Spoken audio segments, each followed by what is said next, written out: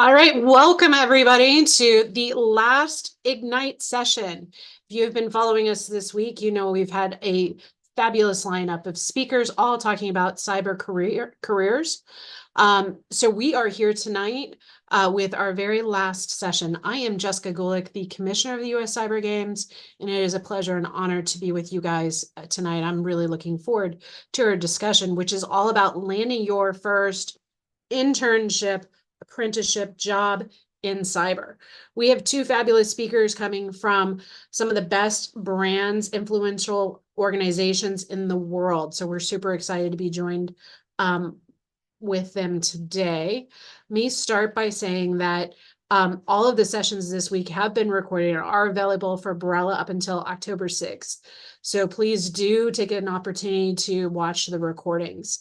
First up for tonight's double ladder, we have Katie Boudreau from Mastercard. She is the Director of Cyber Talent there at Mastercard, and she will be sharing what it's like to have a job or get your first job at Mastercard.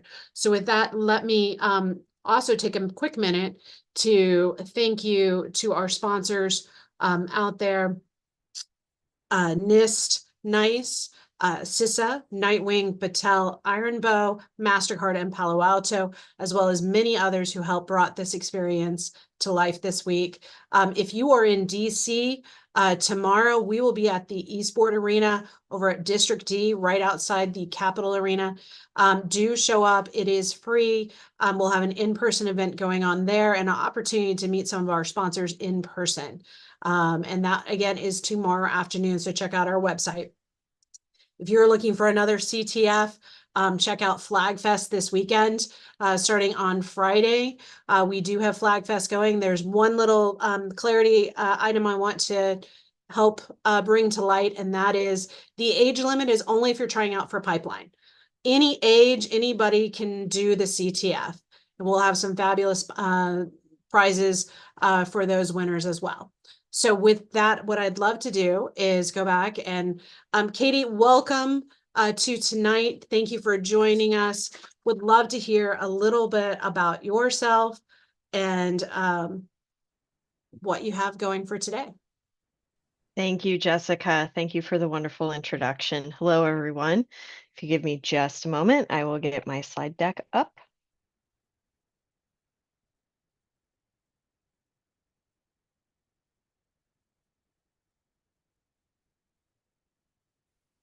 All right, so hopefully that's all good and everybody can see everything. So thank you so much for inviting me to speak today about the wonderful opportunities at landing a career at Mastercard, your first career, whether you were a student or you were looking for an early career role. We have all sorts of different opportunities available. First, I would like to start with a short little video, so I'm going to click play. When I think of a hacker or the adversary comes in many different forms. It can be a nation-state government. It could be my next-door neighbor. It could be anyone who's trying to use my information for their own use and not for my use, the use that I intended. So part of my work at Mastercard is helping defend against all of the attacks that come against our network every day. Cybersecurity is important because Mastercard handled over 150 million events last year alone. And it's all of our job to keep the cyber ecosystem and environment safe. So Cyber and Intelligence Solutions is the group that's putting together platforms and solutions to protect the edges of our network and also the core of our network. My fascination with forensics started when I read the Nancy Drew books and the Hardy Boys books as a kid. And a lot of what I do now is a lot like that. Well, the future of digital currency is trust. What I do at Mastercard is make sure that our ecosystem is safe and worthy of that trust.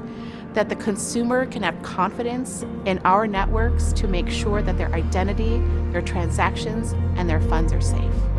We use machine learning models, we use AI, we use things like blockchain, we use biometrics to make sure that you have a safe payment experience every single time. We have a global worldwide presence, and that's important because our customers are worldwide. Having different voices at the table is the best way to make sure that you have a solution that is comprehensive, effective, and sustainable.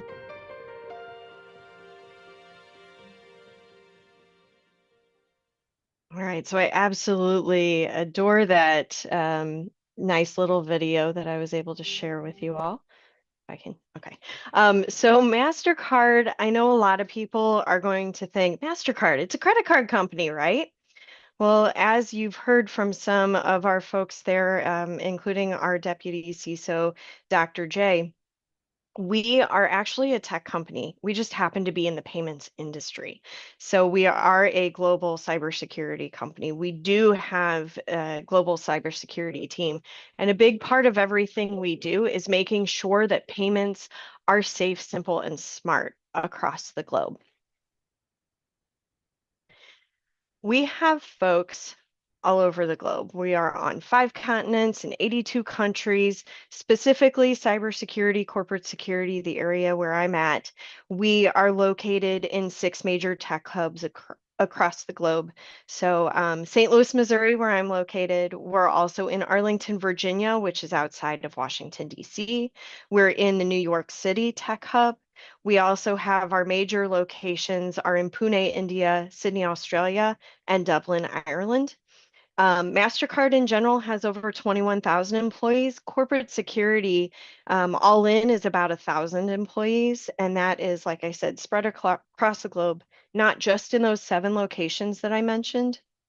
We do have folks like our regional security officers who are everywhere.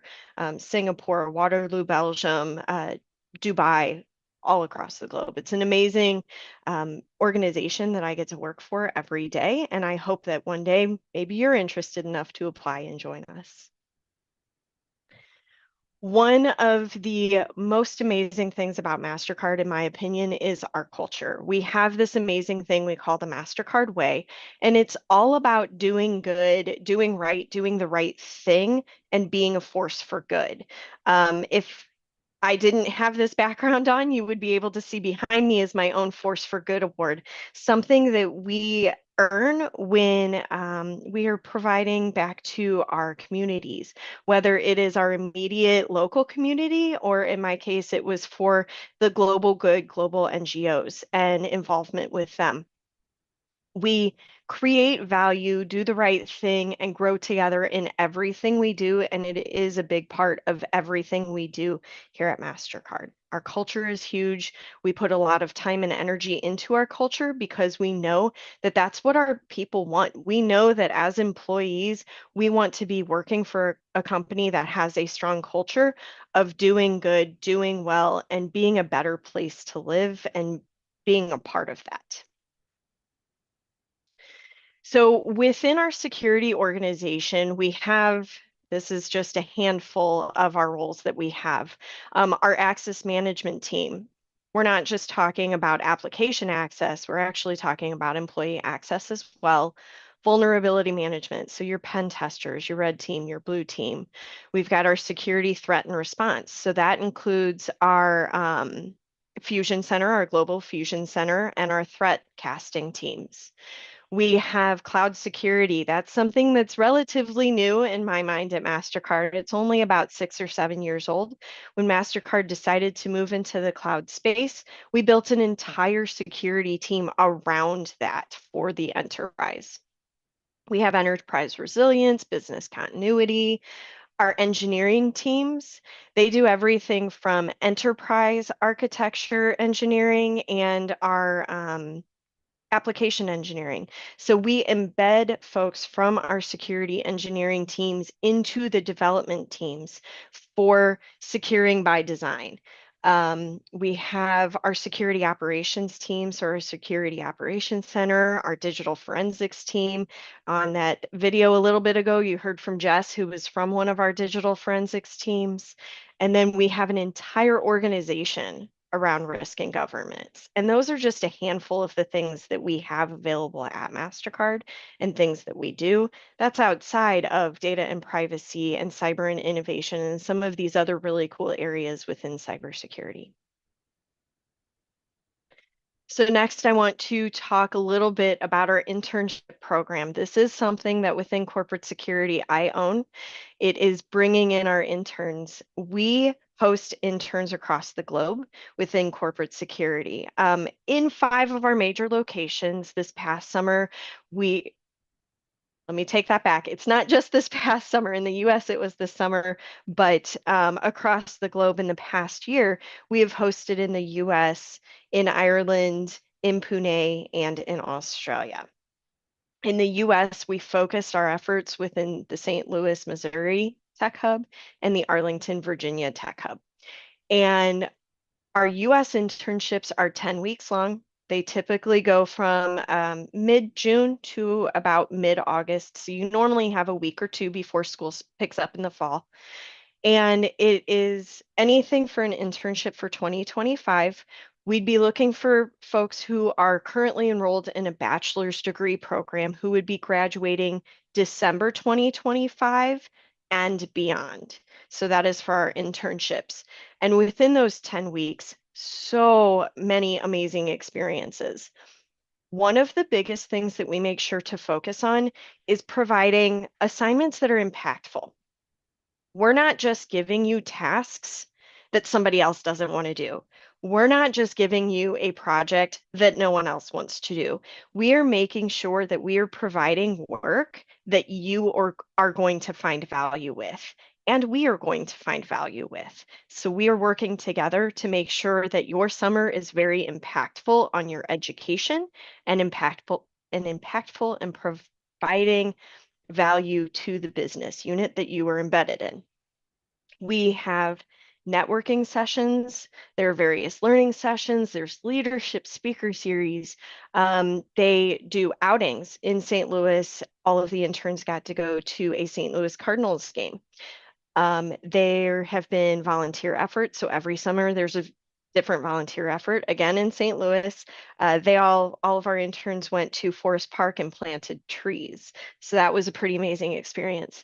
There is mentorship available and various leadership activities. And then on top of that, within corporate security, we provide a masterclass series. So it's about a 6 to 7 week series where folks from different areas of corporate security come in and educate you on their areas, or maybe they speak about a specific project. Last year, we had our threat casting team come in and explain what threat casting is and do a hands-on experiment with what threat casting looks like. So that was a very unique experience for those interns.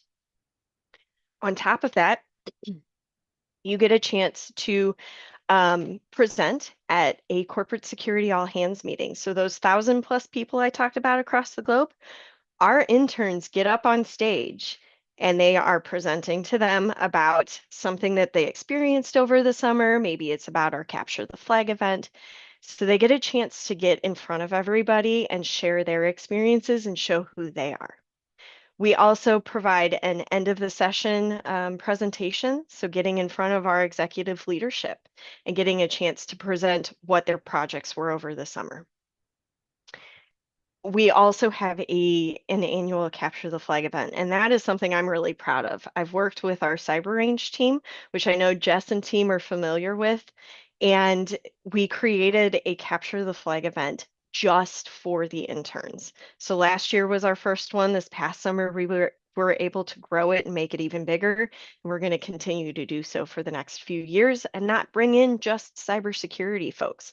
We're bringing in interns from all over tech who are interested in just maybe dabbling with cybersecurity. So something I'm really proud of. So that in a nutshell is our internship program. Next, I will talk about our launch program, which is our new college hire program.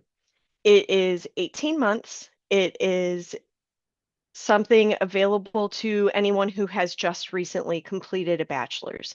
So for launch 2025, someone who graduates in December of this year or who graduates in May of 2025, you are eligible to begin our launch program in 2025. If you graduate in December, you would begin in February. And if you graduate in May, you would begin in August. So you do get a little bit of leeway after graduation before you begin working for us. Again, launch locations for the corporate security team. It's the same as our interns. So St. Louis, Arlington, Virginia, Dublin, Sydney, and Pune. And within that 18-month program, you are a full-time employee. You are working for us for full-time. You're working on projects. You are a part of the team. But what you gain in addition is networking skills, leadership series, all sorts of different opportunities just strictly focused for the launchers. I like to call it your golden ticket to have a meeting with an executive. Someone else may not feel comfortable to do it, but we empower our launchers to sit down with our senior leadership and pick their brains. Sometimes we hold fireside chats. Other times we say, hey, just go grab our CISO. He's in town. See if you can find 30 minutes with him, introduce yourself, and talk about the opportunities available. So our student programs are pretty amazing. We do have lots of other entry and early career positions always available, so there's always a chance for you to find something. For our student opportunities, we are currently taking applications, and you can find those opportunities available at careers.mastercard.com. Here's a quick overview of the process. I don't really need to walk through every step of this, but applications, like I said, are open now for our student opportunities. Applications are always available for any open position that's an early career cybersecurity role. We do employ a shortlisting process within our recruitment team. After that shortlisting process, we go through business interviews. Typically for the early career, you're talking 2, maybe 3 interviews, sometimes with a panel of your colleagues. Then we move on to the selection and offer process, and then the hiring and onboarding. So for our interns, the onboarding, it's a few days long. It is within those first few days in June. But then, like I stated, for the launch program, if you graduate in December, your onboarding would be in February. If you graduate in May or any time after May, you would be available to join us in August, which is when our onboarding is. It's actually right after the internship ends. There's no space in between. The interns leave on Friday and the launchers begin on Monday, so we're good to go there. So that, in short, is opportunities that are available at Mastercard for students for early career, and I'm now available to answer any questions that there may be. So the floor is open for questions. Excellent, excellent. I have a couple of questions for internships lined up for you. So with the internships, those are paid internships, correct? They are paid internships. Our interns are paid very well. Fantastic. And I think you just stated it, but they asked a question earlier. When does the application process open for internships? And what is the common selection criteria? What are you guys looking for? Right. So the internships, they are open now. So those are available at careers.mastercard.com. And you look under the student opportunities, you'll see what's available for internships.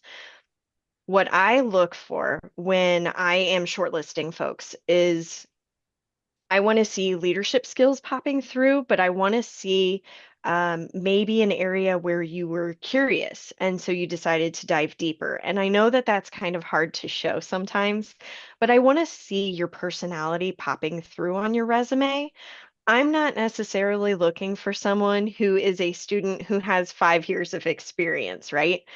Opportunities like the US Cyber Games or getting involved in capture the flag competitions, maybe even something along the lines of providing support to a group like Women in Cybersecurity or some sort of cybersecurity club or group, that tends to stand out a little bit more on resumes.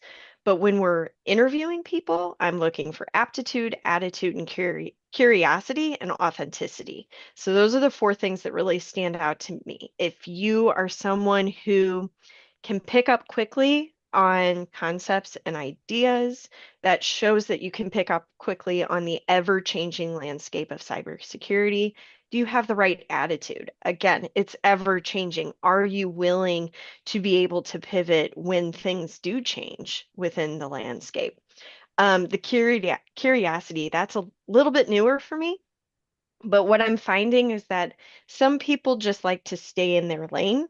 But what I like to see are people who are willing to think outside of the box and they're willing to ask the questions that maybe sound a little bit weird, but there's a thought process behind it. And there's a reason why you're asking that question, right?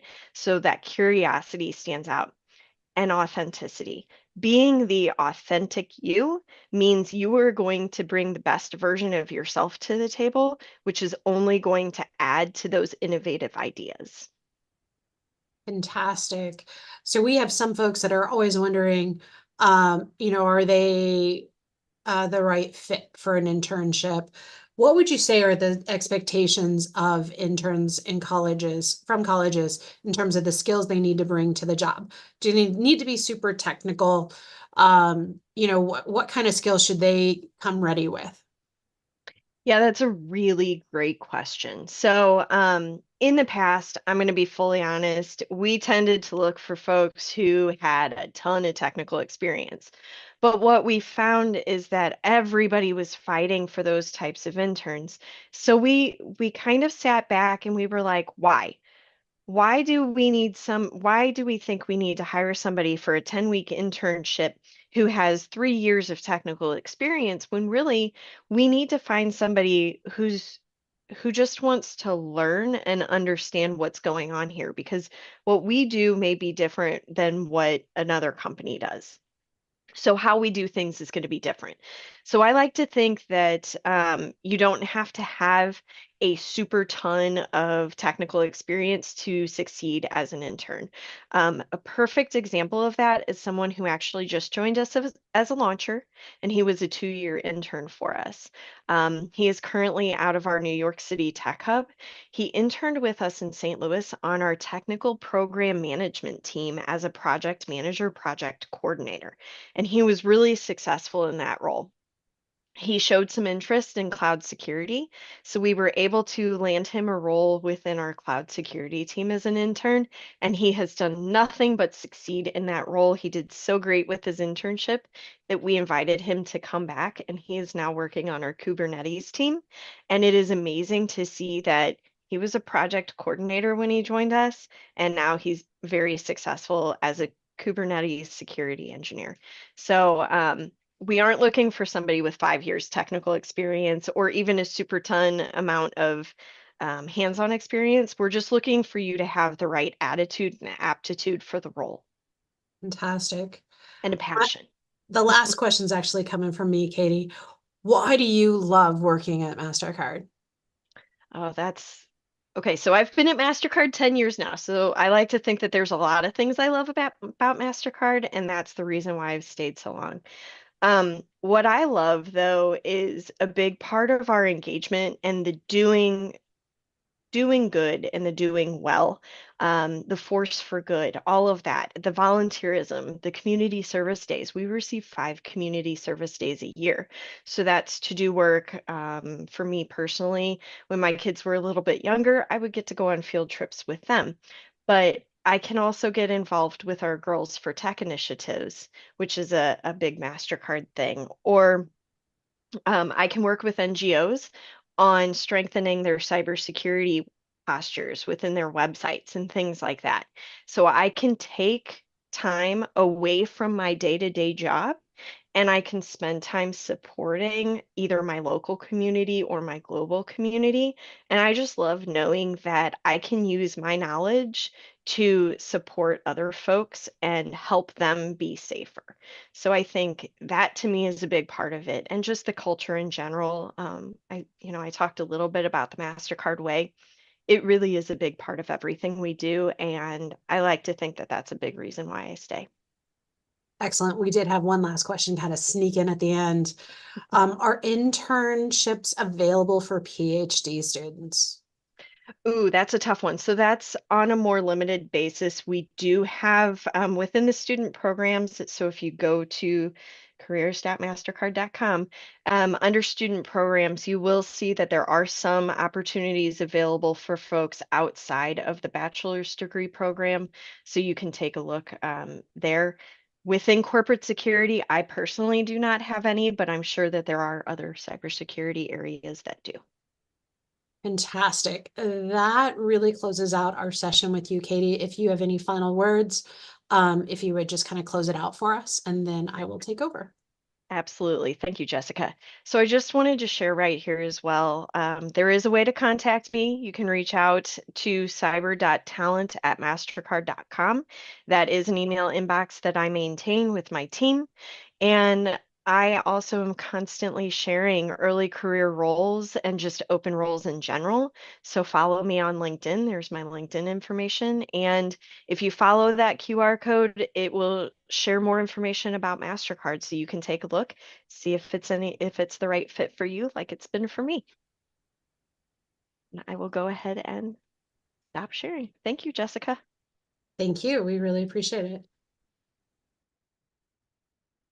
I am going to put up our next screen as we bring in our second speaker for tonight. Really enjoyed that conversation with Mastercard. I hope you did as well. Next up, we have another fabulous company, Nightwing. I'm hoping to hear a little bit about how they've transitioned from Raytheon to become Nightwing from Dr. Cowell. Welcome, Dr. Cowell. We really appreciate hearing from you on landing your first job with Nightwing and what Nightwing is all about. Definitely. Thank you very much, Jess. I actually have another account that has my presentation if somebody can let that count in. Thank you. Excellent. We'll get you situated.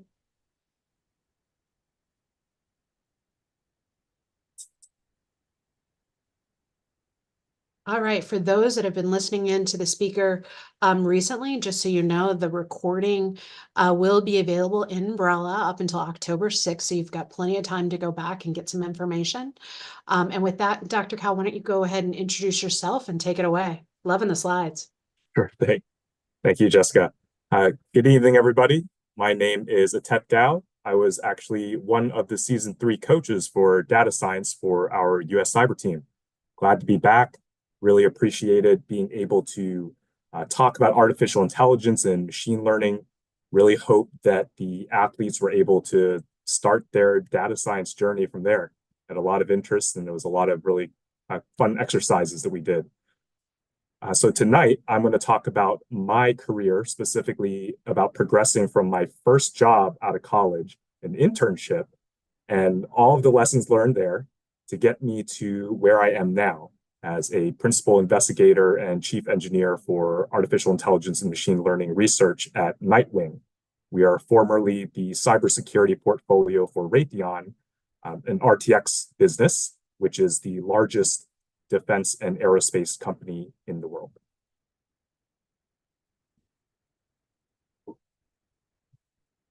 So I was fortunate to have the opportunity to experience many different projects and roles and responsibilities in my career. I think each one gave me a little bit more experience and confidence to tackle just the increasingly more difficult and complex efforts during my time. I started in the life sciences kind of after the Human Genome Project finished, and it was really an amazing time to be getting into molecular biology and bioinformatics, which is the data science of biology. My first professional role was an intern at Canon, so the Japanese camera company. I'll actually talk a little bit more about that in my next slide.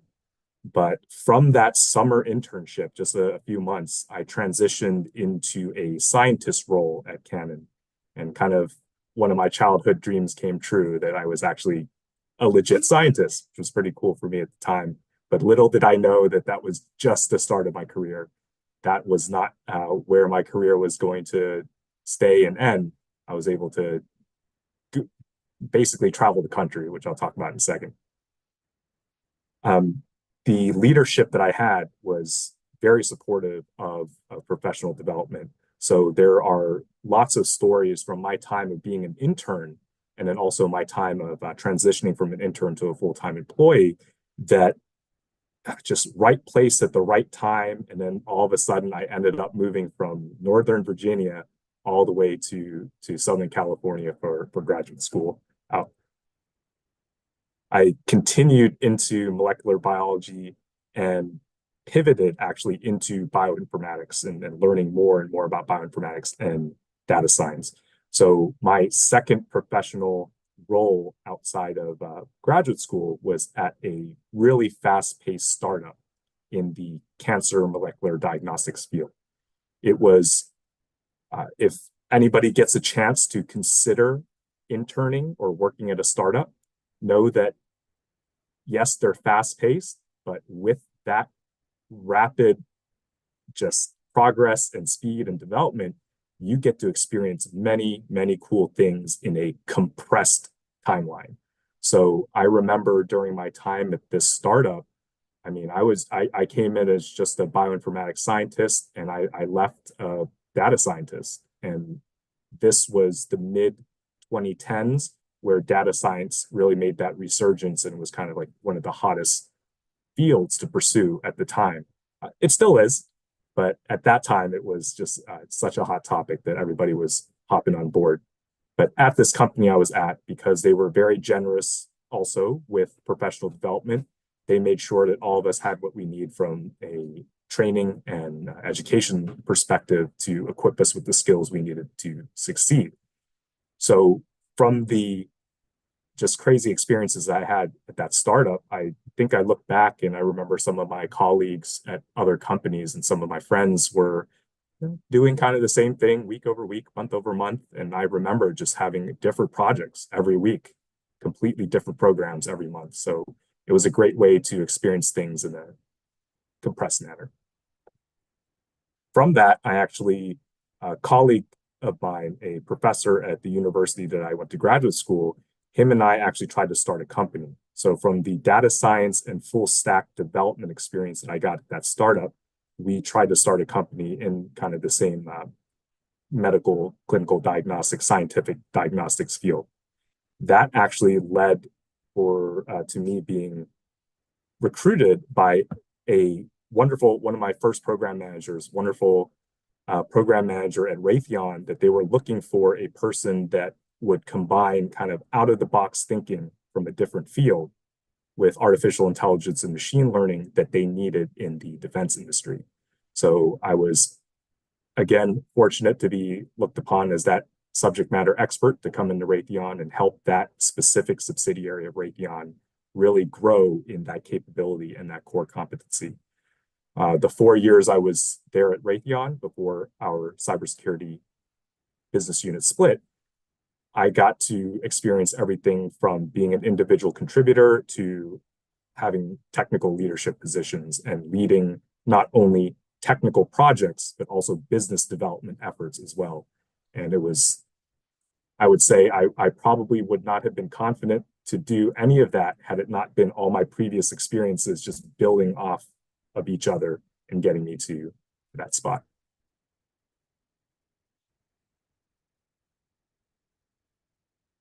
So as I promised, some lessons learned from my time of being an intern. I look back in the 3 months, about 2.5 to 3 months that I had at Canon.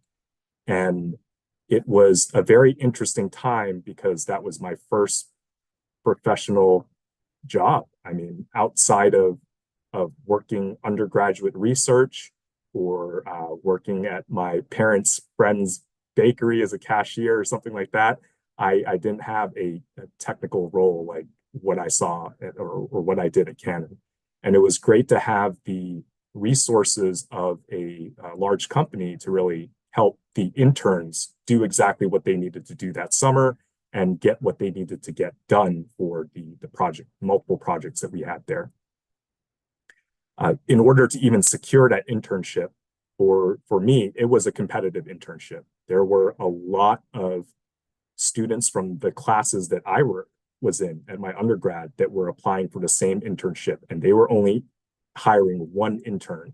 I'm pretty sure that over, I'd say, 50 people applied for that. And from all that, I was just fortunate to be the person that was selected to be their intern for the summer. So my advice about all of this is, when you're looking for internships, they're all competitive, right? There are very few slots that companies are looking for. Do your best. Do your best to really get support from your professors, from people that you've worked for in the past, and make sure that you have some strong recommendations there. So for me, I lived in a part of Northern Virginia that was right across the Potomac from Rockville. And if you could just fly to Rockville from where I was at, I would have been at work in like 5 minutes. But unfortunately, I had to either go around to a couple of different bridges, and it ended up about taking an hour and a half, hour 20 and an hour and a half each direction, 2 times a day, every day, for over a year to get to work. But I thought to myself, this is an opportunity, a really, really good opportunity. Me moving to Maryland wasn't an option, so I just stuck with what I had to do. And if you see an internship that you are really, really excited about, and it's somewhere across the country, people move all the time. Moving is not a big deal. You're not going to be there forever. So I would say really consider getting that position, getting that experience, building that network, if that's an internship that's really appealing to you. Going back to the competitive process, I would say that kind of right time, right place, right time for me, because I was able to secure a undergrad research fellowship early in my undergraduate. And from that, I was able to really build a relationship with my faculty mentor, my principal investigator at the time. So I knew her for quite a few years before I asked her, Dr. Wuba, I'm thinking about going for this internship. It seems really a great fit for what I'm trying to do. And she supported me. She was my champion for that application. She was able to write a really strong recommendation, get some other support across the department. And I think that's pretty much what helped me land that position. So again, remember, it's a competitive process. The more people that you can get on your side to help you through, the better. Second point I want to talk about is once you get that internship. So congratulations, you landed that internship. So really make use of the few months, the handful of months that you have to do as much as you can, Really talk to as many people as you can, listen to all of these seasoned veterans, make sure that if you have a question, ask that question, jot down the answer in a notebook and file it away for later. But please don't be shy. People are there to help. People are there to make sure that your internship experience is delightful, because I mean, if it's not, then you can definitely do something to change that. Talk to more people, talk to basically anyone you can. I know when I was at Raytheon, we did have interns that I believe the most successful ones were the ones that happened to sit in like hallway corners where everybody would actually kind of run into them. And then you have the curious engineers and folks that would be like, oh, new person. So they would strike up a conversation, and all of a sudden, without trying, the people that actually sat in really favorable areas in the office just tended to be the person that everybody knew. So instead of trying to chance that and trying to get a seat at the office where everybody is going to pass by you, you can just be proactive and just talk to as many people as you can.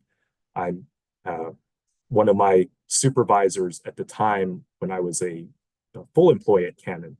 I had a really good relationship with him since I was an intern. So he was actually the one that guided me to focus on a very specific niche technology for graduate school. And I ended up going to graduate school specifically for that technology, specifically for a professor at my grad school that worked on that technology. And I'm pretty sure that because of the focus that I had to really learn about that technology, to really become curious and interested in what that technology can bring, really connected me to that, my principal investigator in graduate school, and allowed me to really build that bridge and go to grad school. So again, handful of months that you have during your internship, I would try to get whatever project that you have done as fast as you can, like high quality work, but get it done as fast as you can, because there's always more that you can ask for. And the more work that you do, the more they're going to be like, oh, dang, this person, they've got it. Like they can handle what they're doing well, and they are curious and hungry for more. Those are typically the people that stand out. Those are typically the interns that actually have like a really great time, because they got to experience this whole breadth of programs and projects that the company offers. And I'll talk a little bit about that with some of the glowing reviews that we got from our 2023 and 2024 interns. Last thing here is, whatever comes at you during your internship, you're not alone. So if it's a really difficult project, that means that it's ripe for collaboration. You can go talk to as many people as you can, get as much support as you can. That kind of interaction shows to leadership that, oh, wow, you're a team player. You know when to ask for help. You're not just going to sit at your desk and mull over it thinking that, man, I have to do this by myself. You're the type of person that's going to reach out, build networks, build bridges, and try to get as much help as you can as a collaborative effort. So please do that, and trust me, you'll enjoy it when that happens. I think the most interesting thing that I found over my career is just the confidence that you start to build within yourself to know that you can tackle increasingly more difficult projects and programs. And other people will see that. So hopefully they give you that feedback to really boost your confidence as well. And lastly, I would say that even during your internship, I know you have a lot on your plate. You're working on this project. You got a lot of new things coming at you, but also use that time to prepare for next steps, because again, you're around seasoned professionals that have a ton to say, a lot of mentorship there for you to tap into. Not many companies actually offer any sort of structured mentoring program, but that doesn't mean that you can't go ask one of your colleagues to, hey, can we meet like over lunch for the next couple of weeks just to talk about what getting a master's is like in electrical engineering? Or, hey, I really am interested in that technology you're using. I know it's new and cutting edge. Like, how did you even get to that? How did you learn what you needed to learn to get there, right? Those kinds of questions, those types of relationships arm you with that kind of knowledge that other people had to really go through a lot of heartache to get. But most people are willing to give you those nuggets of knowledge that would really allow you to just kind of fast forward in your career. So I would say that search for those structured mentorship relationships so that you get that knowledge to help you on your next step. I mean, after you're done with your internship, I'm pretty sure you can reach out to some of the folks that you had really good relationships with to continue it. But while you're there, might as well build those relationships. Another thing is, if this is your internship in the summer of your senior year, make sure you understand what the process is if you would like to transition from an intern to a full-time employee. So a lot of companies will offer that, and they will offer it to even select fewer folks, but make sure you know that there's a process, or make sure you know what their expectations are for you to get where you're at now and transition into that full-time employee. Again, only if you want to, but I hope that you all would have a great time during your internship at whatever company you end up at, that you would consider moving towards a full-time position. Lastly, advanced degrees. If you want to talk about advanced degrees, I'm more than happy to talk your ear off about them. So I will just probably save that for anybody that has any offline questions, or they want to talk at Q&A. We can talk about advanced degrees there. But typically, many companies will have masters, PhDs. that are willing to talk about their experiences and make sure that you know what it's like to go to graduate school and get that advanced degree. But if you're thinking about it, please talk to the folks that have been through it. Now a little bit about Nightwing. Be quiet here for a couple minutes while we play our trailer. Ever-increasing threats targeting our national security. There is one intelligence solutions company defining the edge of what's possible. Nightwing. We may be new, but our intelligence expertise is over 40 years in the making. And we're delivering with greater agility, innovation, and an unfaltering commitment to the mission. We set our bar higher to outpace and outmaneuver our customers' constantly evolving threats. What gives Nightwing the edge? It's how we serve who we support. Our elite workforce is at the forefront of innovation, with an intense focus on developing leading-edge technologies. Illuminated by the needs of our diverse portfolio, they are creating trailblazing solutions across the business to solve the unsolvable. Our areas of expertise include special intelligence missions, data operations, systems integration, software modernization, and offensive cyber that informs defensive cyber solutions. Across Nightwing, we deliver cybersecurity and intelligence solutions spanning all domains globally.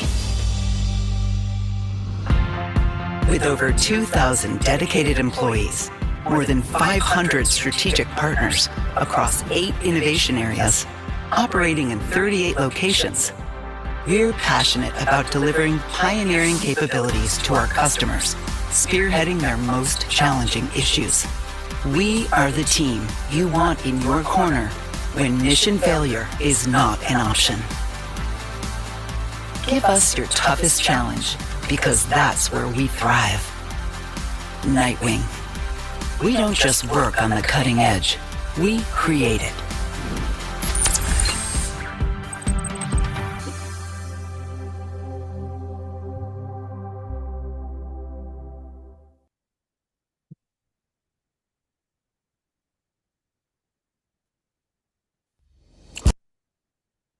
Right. Also, as promised, a couple reviews from our interns from the past couple summers. One of the, I think,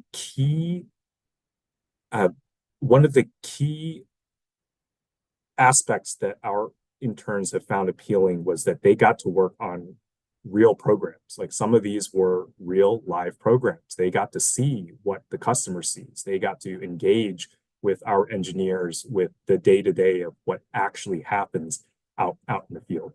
That was really appealing to a lot of folks. For some folks, they enjoyed the cutting edge, fast-paced development that we're doing in some of the really key areas of technology, such as artificial intelligence, machine learning, generative AI. Our interns this past summer actually got a lot of exposure to generative AI. They really enjoyed that they had that opportunity to work on that in a professional setting. Others really appreciated the engagement that they had with seasoned professionals in cybersecurity and business development and engineering. I mean, we got thousands of folks. So anybody that they wanted to reach out on the company intranet in the chat, they literally could just say hi and ask them questions. So it was great to have a supportive network during their time, and a lot of folks really appreciated their time there and opportunity to engage with our folks. So with that, all of the engagement, the real world programs, the cutting edge technologies. In summer 2025, we will have 6 different sites actually for internships: Dulles and Springfield, Virginia, Annapolis Junction, Maryland, Greenville, South Carolina, San Antonio, Texas, and Melbourne area, Florida. So Melbourne actually has a couple locations there, but we'll have 2 locations. And if anybody has any questions, I believe the US Cyber team has my contact information. Please reach out to me. I'm more than happy to answer any questions you all have. If you're interested, our internships probably won't be posted until January of the new year. But if you do check nightwing.us/careers, information will be there for them. Thanks everybody for your time, and happy to answer any questions. Fantastic. We have a couple of questions for you. And I loved hearing about your story as well as the advice you have for internships. One of the questions we've got is information overload can be a real thing.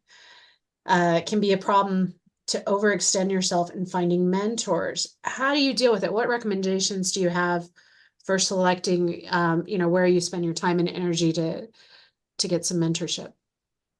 I'll actually take that as two separate questions. One is just overextending yourself, and the other overextending yourself with mentors and all that. I would say they're two very separate challenges that all of us will always have throughout our career. It doesn't matter what stage you are in your career, you should always have a multiple mentors, and when appropriate, have multiple mentees as well that you're mentoring. I would say I'm organized in the sense that I have to write a lot down on notebooks. And notebooks, I come from the sciences. So in the sciences, you keep a lab notebook, and that's how you actually pseudo-legally keep track of the advancements that you're working on. And if there are any intellectual property disputes, that's how you used to settle those disputes. Nowadays, the IP law has changed, so it's no longer the process, but still keeping notebooks or keeping notes in general is just really, really good practice. If you want to keep notes in a OneNote notebook on your computer or notes on Apple or whatever, sure, that's fine. As long as you're keeping notes, I truly believe that I could not have kept up with a lot of programs that go on at the same time, projects that are going on at the same time, efforts that are concurrent with everything, if I'm not able to keep that organized in a notebook. I think one of the big professional development tips, or rather tips, is that all the thoughts that you have in your head are nebulous, unorganized. As much as you would love to organize it, it's very difficult. So if you just write it down, even just a couple sentences, you start to clear up and you start to organize what you have in your mind in a format that's going to help you move forward. So hope that answered kind of the question of the handling multiple things at a time. I truly believe just taking good notes will really help you there. On the other side of that is keeping up with mentors and having multiple mentors. I would say try the best that you can to keep up with as many mentors as you can. Don't overload yourself, because I think the personal development that you'll go through with mentorship is at times a lot more challenging and stressful than the professional development you would have from just learning new technical skills. So don't overextend yourself too much with having too many mentors. But if you do decide to have 2 or 3 different mentors, please make sure that you keep track and remember those conversations that you've had with them. If you have action items from those mentors, write them down, put them on your calendar, on your to-do list, do whatever you need to do to remember that, oh man, my one mentor really wanted me to do that thing in the next couple of weeks. I need to get at least a little bit of progress on that before our next meeting. So just please keep track of kind of the action items and do-outs that you have from your mentors, and don't overextend yourself. Just handle as much as you can, because again, that personal development, that interpersonal development that you typically have with your mentors, that's a lot more taxing than the technical professional development, in my opinion. Good advice. Good advice. We have 2 more questions coming in from Brella. Does Nightwing take care of clearances for interns? Is one. Yes. So we have had in the past interns that were sponsored for clearances. I don't have more information than that. That's good. And then the second question is, what can an applicant do to stand out? So I think if you have a solid network, of professors and maybe people you've worked with in the past, if you've had other professional roles, like working on campus or something like that. Really think about starting that conversation with them now about them potentially being one of your references. I would say it goes a long way having a well-crafted recommendation from somebody that can really speak to you as a person versus you as just another student out of a couple hundred students, right? There are, going back to my example of the relationship that I built with my undergraduate research advisor. I got to know her for 2.5 years before I ever asked her for a recommendation for anything. And then by that time, I knew her, she knew me. So I didn't see her recommendation because we're not supposed to see them, but I'm confident that she wrote a strong recommendation that really spoke to about me as not only a technical individual that can do stuff, but as a person, a human that is there to work as a team, to work in a team, to be part of a company. So I know that for most folks, it's hard to start those relationships. I remember when I was in college, it was hard for me to start those relationships. I was much more shy. I was much more shy back then than I am now. I was probably still as introverted as I was then, but I've adopted a lot of extroverted skills these days. I would say that try your best to just start good relationships, not just those surface level relationships, just like really meaningful and solid relationships. Fantastic. Those will lead to really good recommendations that will lead to you securing those internships. Excellent. Excellent. Well, we really appreciate your talk. I know I learned a lot. It was a great session. I want to give you a couple of minutes to kind of give your final thoughts and close out and hand back over to me. Sure thing. So I know that this may be a tough time for those that are looking for their first internship, their first professional position, but don't be discouraged. Try your best to do the best you can with what you have. If you didn't do any undergraduate research, if you didn't build a relationship with a professor during the years you were in your departments, start now. I mean, most universities, all universities have some sort of career center. They have a lot of great resources to help you land that position. When I was in graduate school, and it was my last year in graduate school before I finished, I, as a graduate student, used the Career Center, which was primarily for undergraduates, but they had really good resources. So I had a lot of mock interviews, I had resume prep and all of that from my university because it was kind of included. So why not, right? Use the resources that you have. If you haven't built those relationships, no better time than now to start. If you're shaky about your resume or how your interview skills are, utilize Career Center. I mean, you're paying for it.